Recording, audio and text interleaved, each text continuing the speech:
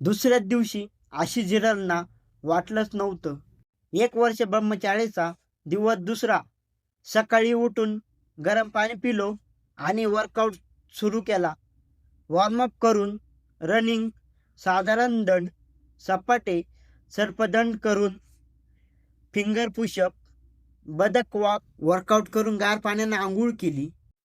मग आपला बिछाना टाकून 4-5 योगाचे सेट केले.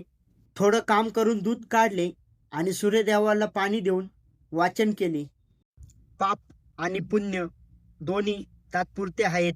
मुक्ती मिळवण्यासाठी आत्मज्ञान आणि धर्म आवश्यक आहे. मग आपली गावठी डाईट घेऊन दिवसभर शेतातले काम, ते करून दुसरा वर्कआउट जिममध्ये. हा फक्त दिवस 2 आहे. खरा बदल 365व्या दिवशी दिसणार. तोपर्यंत सोबत राहायचा असेल तर फॉलो कर.